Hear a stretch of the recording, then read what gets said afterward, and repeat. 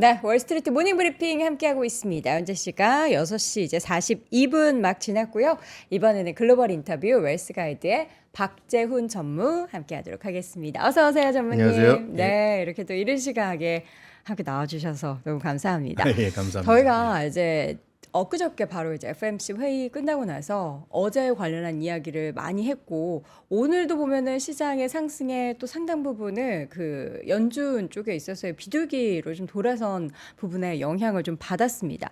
우리 전문의께서 보시기에는 그 파월 의장의 발언 중에서 이거는 좀 시장이 생각했던 것보다 조금 서프라이즈했다 혹은 의미를 좀 부여할 수 있다라고 생각했던 파트가 있다면 어떤 이야기일까요?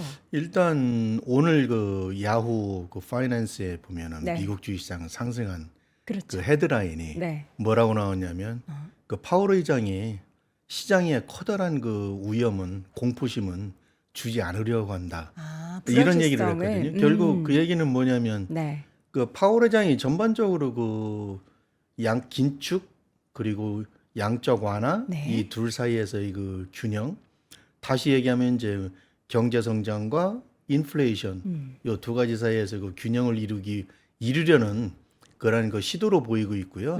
그렇기 때문에 이제 말씀하신 것처럼 매파다, 비둘기파다 이제 계속 그런 얘기들이 나오고 있거든요. 근데 이제 어제 조금 더 구체적으로 말씀드리면 제가 이제 주목했던 발언은 이 세 가지입니다. 첫 번째는 올해 지금까지 그 데이터는 그 금리 인하가 그 적절하다는 확신을 주지 못했다. 그리고 두 번째는 인플레이션 수치가 여전히 예상보다 높게 나온다. 그리고 이제 그 더 큰 자신감을 얻는 데는 그 이전에 예상했던 것보다 시간이 더 훨씬 더 걸릴 것이다. 요 세 가지거든요. 네. 결국 이 얘기는 이제 아까 말씀드린 대로 그 자기들이 그 페드에서 생각했던 만큼 아직은 그 목표를 달성하지 못했다라는 거고요. 이게 결국은 시간이 좀 더 걸릴 거니까 시장에서도 어느 정도 좀 인내심을 갖고 그 지켜봐 달라 뭐 이런 그 메시지로 지금 저는 해석을 하고 네. 있습니다. 그러니까 기본적으로 이제 연준이 그 통화 정책을 쓸 때는 두 가지잖아요. 그 물가 안정과 이제 고용 창출인데 고용 창출은 뭐 이미 실업률이 3%대에 있으니까 그렇게 크게 그 문제될 건 없을 것 같고요. 물론 이제 내일 고용 보고서가 이제 또 나와봐야 되지만 이게 지금은 이제 핵심은 인플레이션이거든요. 그 인플레이션이 이제 시장에 대두됐을 때 가장 이제 첫 번째 이슈가 됐던 게 이게 일시적인 현상이냐 아니면 스티키 그 경직성이냐 이게 계속 오래 갈 거냐인데 네. 처음에는 이제 그 논쟁에서 결국은 경직성으로 넘어왔고 지금 여전히 경직성이 지금 문제가 되고 있거든요. 그렇죠. 그게 2022년도부터 시작된 건데 지금 네. 거의 한 3년간 지금 진행이 되고 있는데 아직도 해결이 되지 않고 있다는 얘기는 기본적으로 무언가 미국 시장 전반적으로 인플레이션이 급격히 꺾일 요인은 아직은 없는 게 아니냐. 그리고 실제 이제 그 물가 상승률을 그 포함하고 있는 이제 구성하고 있는 여러 가지 그 지수들을 보더라도 네. 일부 지표를 보면은 뭐 아직은 좀 꺾이지 않을 개연성은 좀 있어 보이고요. 결국 이런 부분들을 그 파월 의장이 우려를 하는 것 같고 또 한 가지는 이제 파월 의장이 제일 싫어하는 게 그 70년대 그 통화 정책의 그 악습을 되풀이하지 않기 한번 위한 거거든요. 이렇게 확 이제 예, 이 금리 인하 했다가 네, 깜짝 다시 예, 놀라가지고. 경기가 안 좋아지니까 갑자기 또 금리를 올리고 네.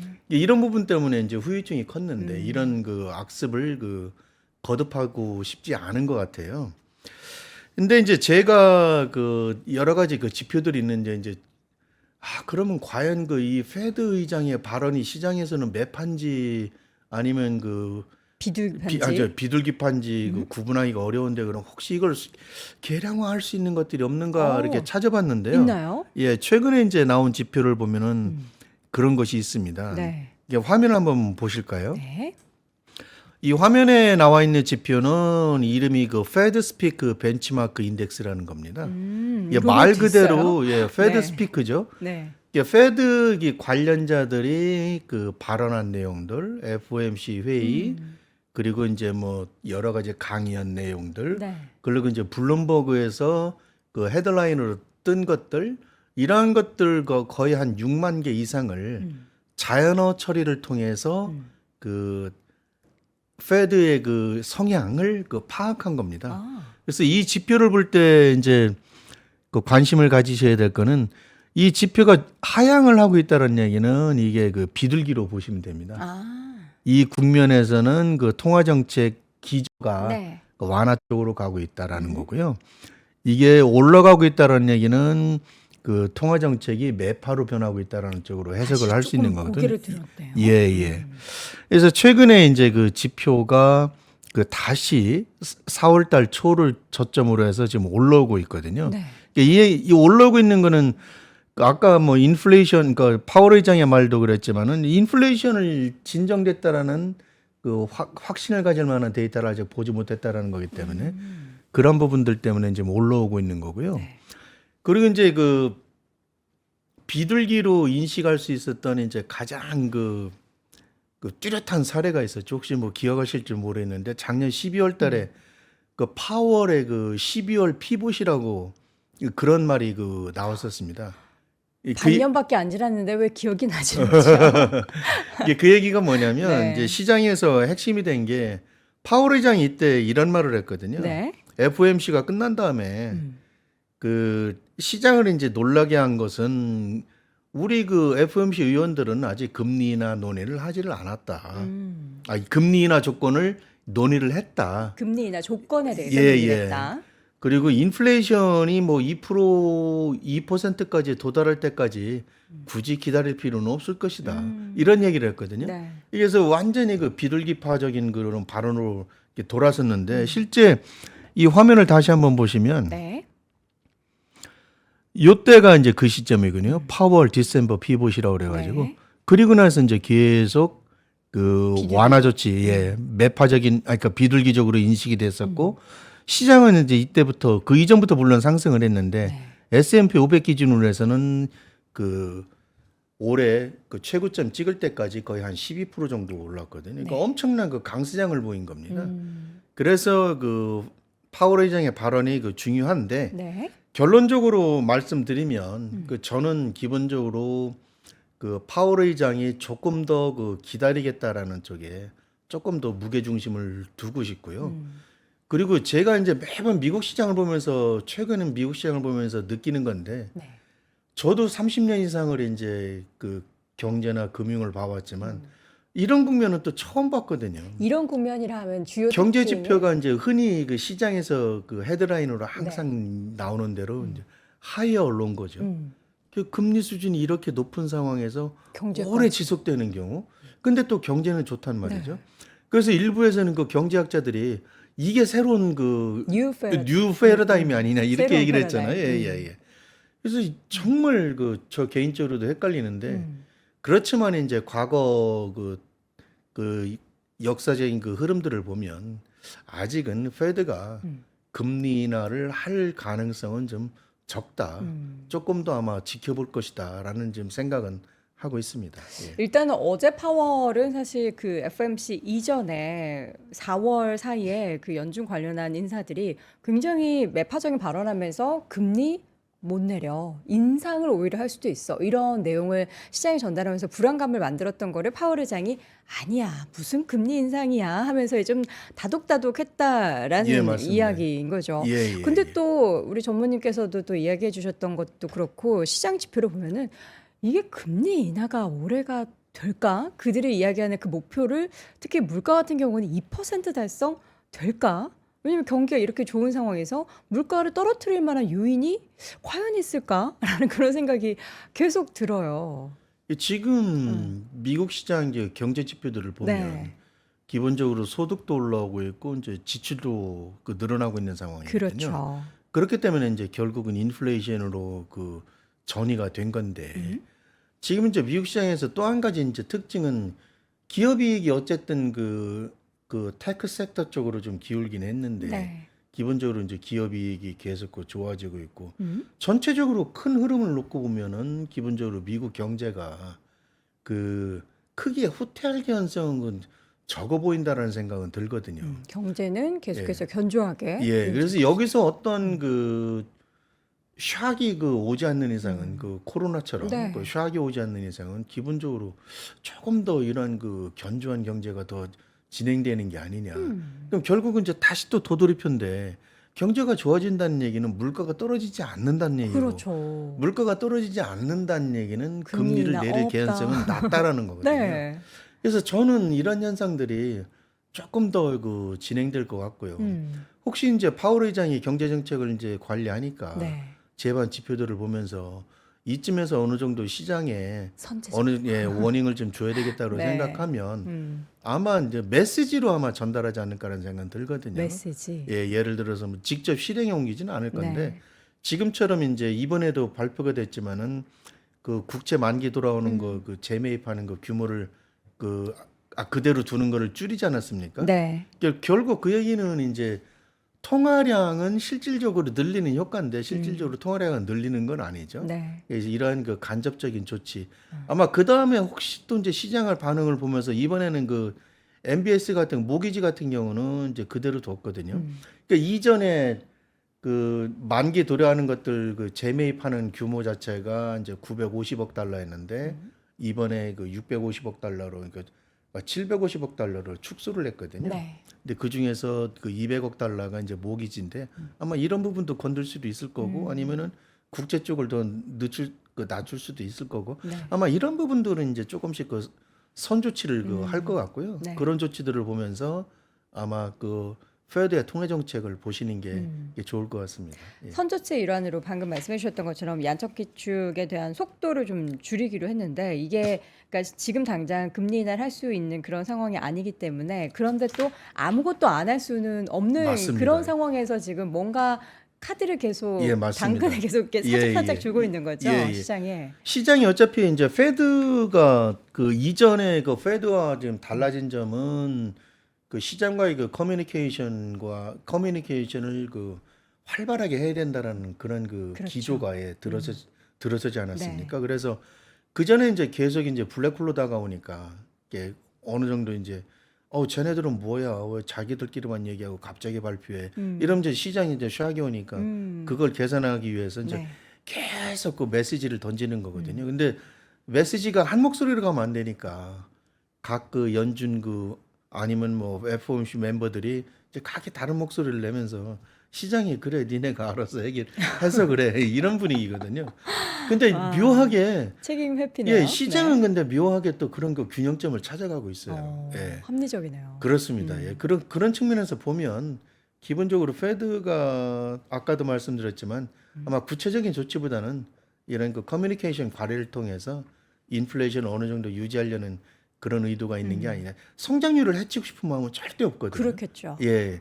아마 그래서 이런 조치들을 그 취하는 것 같습니다. 그러니까 스태그플레이션 얘기 나올 때도 파월 의장이 그렇게 선 그으면서 약간 표정이 짜증이 난 표정. 아니 대체 그런 얘기를 왜 하는 거야? 라는 그런 느낌의 표정이었는데. 어제 그 SNS 이제 스태그플레이션 말씀하셨는데 네네. SNS를 보면 네. 그 파월 의장이 스태그 없어. no. 플레이션 있어. 지금은 남아 이렇게 있는 얘기를 건 했다는 플레이션만 있다. 네, 그래서 그 제목이 스태그 플러스 플레이션이에요. 그 스태그 따로 플레이션 네, 따로. 네. 예. 지금 시장에서 이야기하는 그러니까 GDP 그거 조금 이제 숫자가 미스했다고 해서 경기가 꺾인다거나 경기가 지금 상황에서 더 반대쪽으로 안 좋아지지는 않을 것이다. 그렇습니다. 경기에 대한 예, 예. 자신감을 계속해서 피력하고 있는 거고 예, 예. 그렇게 되면 또 반대로 이거 계속 쳇바퀴 도는 것 같아요. 그렇게 되면 연준이 이제 금리 인하는 결국에는 점점 더 멀어지는 건데 근데 또 그걸 시장이 실망하게끔 둘 수는 없으니까 그래서 다른 방향으로 뭔가 립 서비스도 그렇습니다. 하고 예, 예. 이렇게 양적 긴축에 대한 속도도 줄이고 하는 그런 행보를 펼쳐내고 있습니다. 미국의 경기에 대해서는 뭐 이전에도 그랬지만 앞으로도 굉장한 자신감 비치는 연준뿐만 아니라 실제로 숫자로도 계속 찍히고 있어요. 물론 GDP는 살짝 꺾이긴 했지만 그럼 침체의 가능성에 대해서는 이제 뭐 연착륙 경착륙이 아니라 그냥 노 랜딩으로 간다라고 생각을 해야 되는 건가요? 저는 아직도 그 미국 경제는 네. 그 연착륙 가능성이 높다라고 생각하거든요. 연착륙 예. 살짝의 침체는 예. 뭐 약간의 그 둔화는 있겠지만 네네. 기본적으로 연착륙이라는 게 약간의 둔화거든요. 약간의 예, 노랜딩은 약간의 둔화도 아니에요. 예. 그냥 계속 그 스테이하는 거거든요. 근데 상식적으로 생각을 해보면 저는 노랜딩이 더 무섭거든요. 왜냐하면 노랜딩이라는 것은 그 비행기의 비유를 하자면 저희들이 이제 그 비행기를 타보면 그런 거 경험하지 않습니까? 활주로가 붐비면 네. 공중에서 계속 선회를 하잖아요. 돌죠. 착륙을 하지 않고. 목적지에 도착을 해야 예, 되는데. 그게 노랜딩이거든요. 네. 그 노랜딩을 계속 하다 보면 어떤 현상이 벌어지느냐? 기름이 떨어져요. 그렇죠. 그럴 가능성도 있는 거거든요. 오. 그래서 저는 오히려 솔직히 그 노랜딩이 더 무서운 거예요. 차라리 안전하게 좀 착륙해서 그렇습니다. 다시 예. 좀 이렇게 올라갈 수 있는 기름 채우고 다시 또 올라가는 예, 그렇습니다. 그게 예, 좋다. 그래서 저는 소프트 랜딩 가능성이 아직은 좀 높다고 보고 있고 미국 경제 역사상 노랜딩이라는 건 없었고요. 전 세계적으로 노랜딩이라는 건 없었거든요. 노랜딩이 온다는 얘기는 결국은 그 이후에 여파가 크기 때문에 아마 그 전에 적절한 관리를 할 겁니다. 그래서 저는 이제 소프트 랜딩을 할 거라고 보는데요. 네. 이와 관련해서 제가 이제 차트를 하나 준비를 했는데요. 네. 화면을 한번 보시겠습니다. 잠시. 예. 네. 요 차트죠? 요건데 네네. 예. 제가 그러니까 이제 위에 있는 차트가 그 미국의 그 소프트 랜딩 관련해서 이제 주가들 흐름을 가져온 건데요. 이 지표는 이제 1966년도에 이후부터 그 총 4국면의 그 소프트 랜딩이라고 했던 것들의 그 주가 흐름을 나타낸 겁니다. 네. 요 가운데가 이제 기준선인데요. 이 기준선을 중심으로 해서 그 주가 흐름을 보면은 현재 가장 유사한 패턴을 보고 있는 게 검은색이 이제 현재 국면인데요. 이 파란색 국면하고 거의 비슷해 보이지 않습니까? 네. 이 파란색이 어떤 때냐면은 1994년에서 96년도까지 공식적으로 그 소프트 랜딩으로 인정됐던 그 구간입니다. 그리고 이 나머지 두 구간은 그냥 비공식적으로 경제학자들의 그 이견은 있지만 그래도 아마 이때는 소프트 랜딩이었을 거야 네. 라고 했던 국면입니다. 근데 지금 현재로 보면은 이 주가 흐름만 놓고 보면은 아까도 말씀드렸지만 소프트 랜딩과 거의 유사한 96년도 소프트 랜딩과 거의 유사한 모습을 보이고 있다. 그리고 아까도 말씀하신 것처럼 소프트 랜딩 국면도 경기도 조정을 보이고 주식도 조정을 보인다. 그렇기 때문에 뭐 소프트 랜딩에 대해서 그렇게 굳이 너무 걱정하실 필요는 없다라는 생각은 좀 하고 있고요. 네. 또 한 가지는 이제 제가 이제 아무래도 AI 쪽 그 관련 회사에 있다 보니까 네. 이제 AI에 관심이 많은데 네. 그 AI를 이용해서 이제 경기 침체 확률을 나타낸 게 있습니다. 어. 화면을 다시 한번 요 보시면요. 아래 자료군요. 예. 이 화면을 보시면은 그 그래프의 그 아래에 있는 차트인데요. 네. 머신러닝으로 분석한 예. 경기침체 확률은 예, 이 그래프입니다. 이 그래프가 어떤 거냐면은요. 그 팩셋에서 그 팩셋이라고 아시죠? 네, 그 팩스탯. 기업 분석 기업 실적 보고서를 네. 이제 발표하는 데인데 여기에서 이제 매월 발표를 하는 건데 이 지표는 어떻게 구성이 되냐면 그 소비자 신뢰 지수, 뭐 경기 선행 지수, 그리고 뭐 금리 스프레드 여러 가지 그 경기 그 선행과 관련된 그 약 14가지 경제 지표들을 가지고 네. 만든 지표예요. 아, 그래서 이것을 그 머신러닝으로 돌려서 네. 과거에 이러한 그 패턴을 보였을 때 경기 침체가 왔더라라는 것을 이제 분석해서 만든 그 데이터입니다. 네. 그래서 현재 이제 수준은 어느 수준까지 와 있냐면 그 기본적으로 이 2020년 이 코로나 때보다 좀 높거든요. 그럼 이 하나만 놓고 보면 기본적으로 그럼 경기 침체 바로 오는 거 아니야라고 생각하실 수 있지만 그렇죠. 우리 모두가 기억을 하지만 2020년도 경기 침체는 1개월이었거든요. 정말 짧았네요. 예. 1개월이라는 건 사실상 그 네. 경기 침체로 예상할 수도 좀, 없는 거고. 네. 예. 그리고 이때 코로나 때도 그 경기 침체를 예측하지 못했던 거는 1개월짜리였기 때문에 그렇습니다. 그래서 어쩌면 지금은 이 확률상으로 보면은 코로나 때 경기 침체 확률과 비슷하지만 이 이전에 2000년도 실질적으로는 큰 경기 침체가 왔었던 2000년도 그리고 2008년도 이때와 비교해 보면 아직은 경기 침체 확률이 낮다. 그렇기 때문에 기본적으로 현재로서는 그 경기 침체 그 가능성은 좀 적고 아까도 말씀드렸지만 소프트 랜딩 가능성이 높다. 이렇게 지금 생각은 하고 있습니다. 예.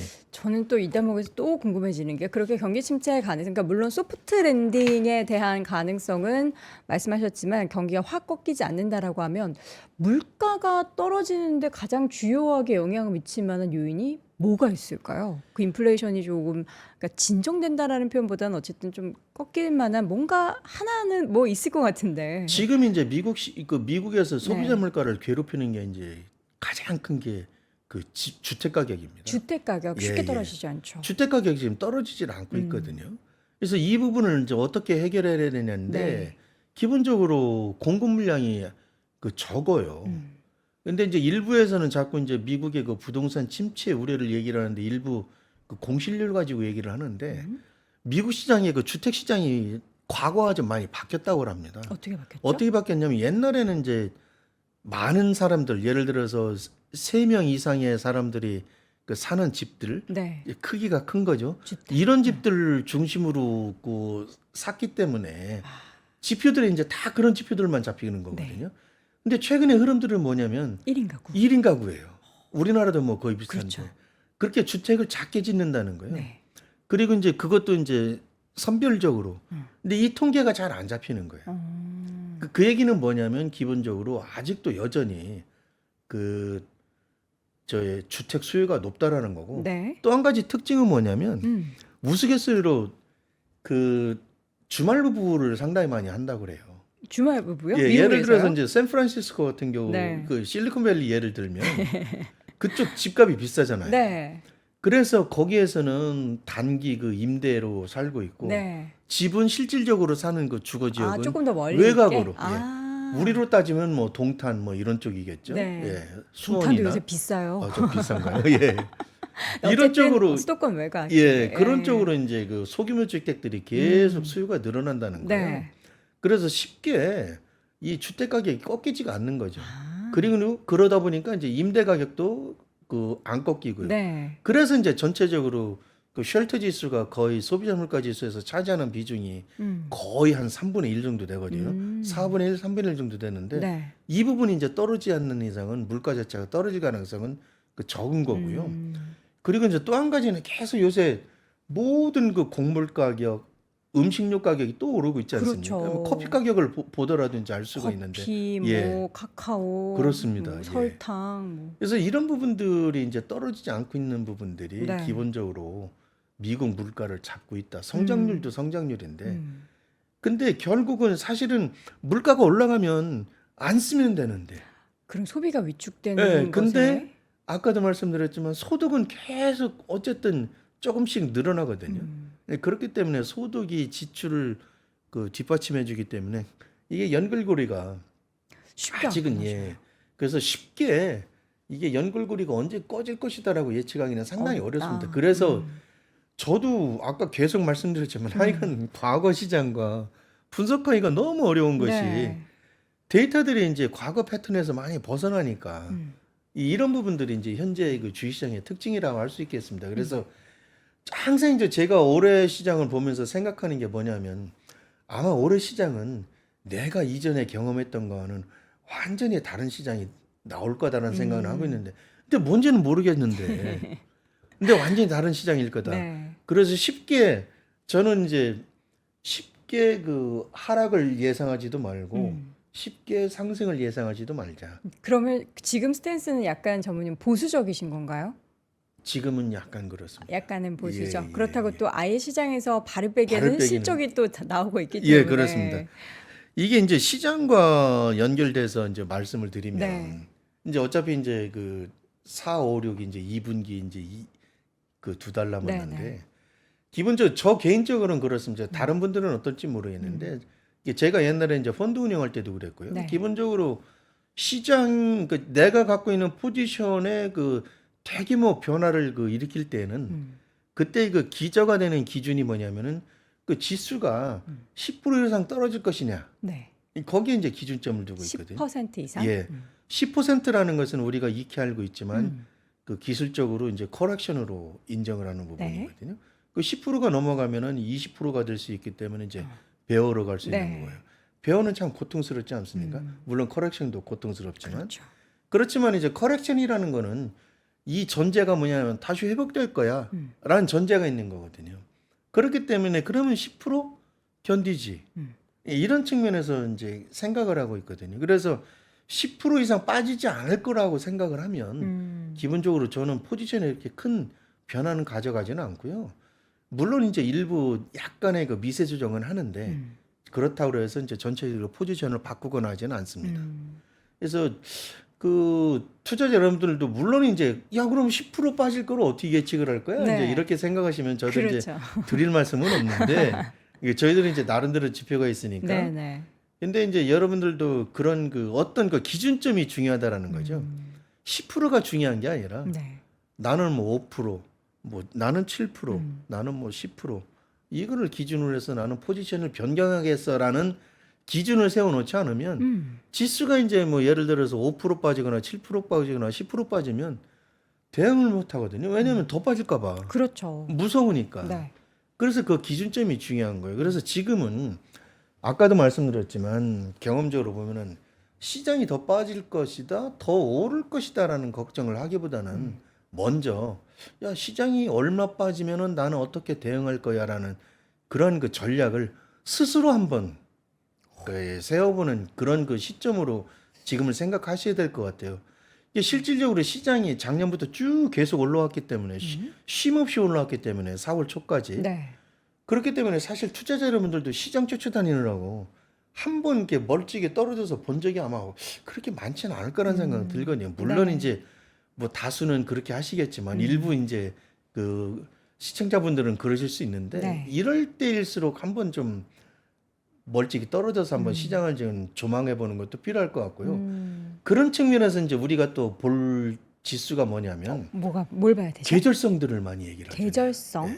그래서 이제 sell in May, go away 하잖아요. 이번- 5월에 주식을 팔고 떠나. 근데 그 얘기는 뭐냐면 5월에 주시장이 올라야 된다는 거거든요. 아, 주식을 팔 수 있는 가격은 그렇죠. 하락해서가 아니라 올라서. 오르기 때문에 이제 그리고 5월 달까지 오르고 네. 그다음부터 조정이야. 그리고 그리고 10월 10월에 이제 다시 저점을 찍고 올라올 거야. 네. 이런 스토리거든요. 네.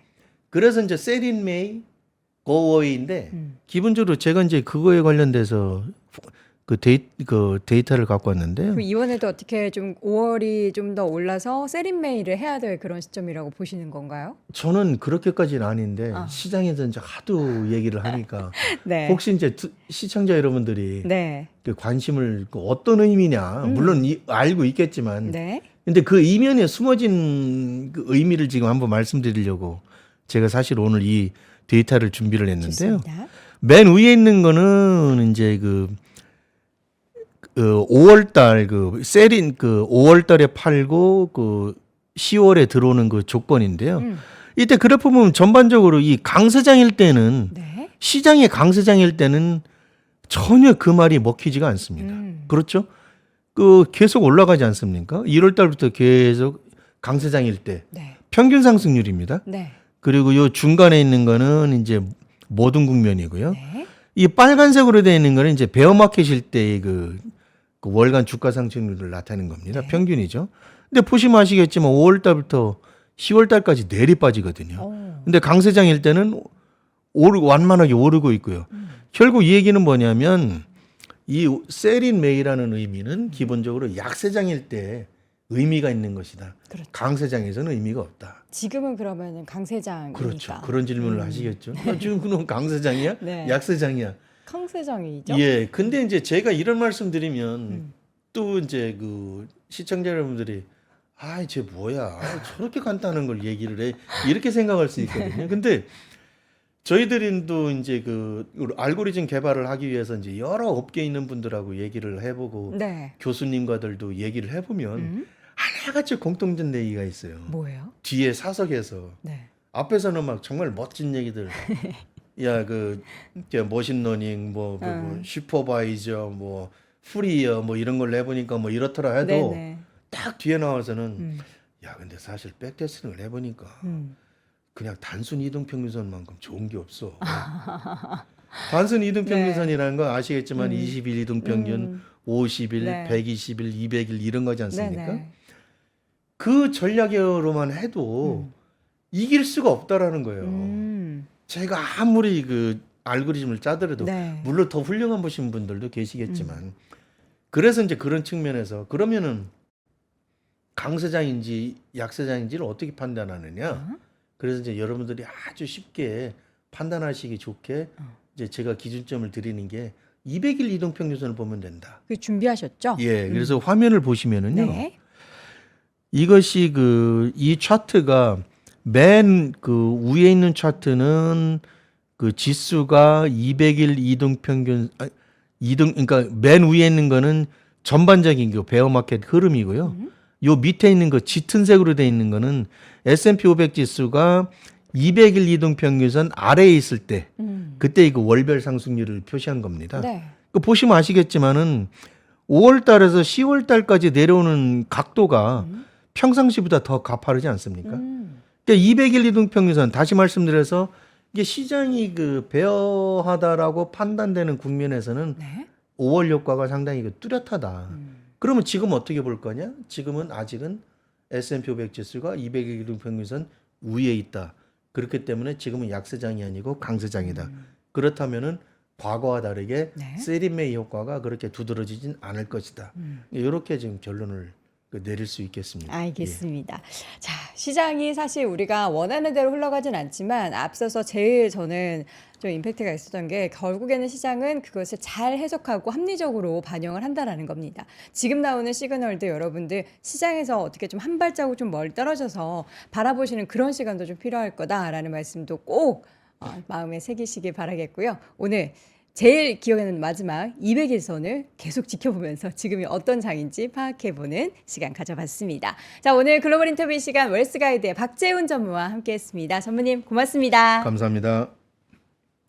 자, 월스트리트 모닝 브리핑 함께 하셨습니다. 지금 방송을 저희가 진행하는 와중에 이라크의 이스라엘 공격 소식도 여러분께서 좀 확인을 해 주셨고, 오늘 뭐 애플 실적 발표와 함께 이제 국장에서의 관련된 움직임들이 좀 어떻게 될지 여러모로 좀 챙겨봐야 될 이슈가 많은데요. 잠시 이어지는 오늘 아침 라이브를 통해서 확인해 보시기 바라겠고요. 저희는 다음 주 이제 월요일까지가 대체 공휴일이기 때문에 화요일 오전 6시에 돌아오도록 하겠습니다. 여러분, 오늘도 고맙습니다. 박근영, 이선영, 사경인, 염승환 투자 마스터들의 세심한 케어로 건강한 투자 습관을 만드세요. 3프로 멤버십 3프로 앱에서 확인하세요.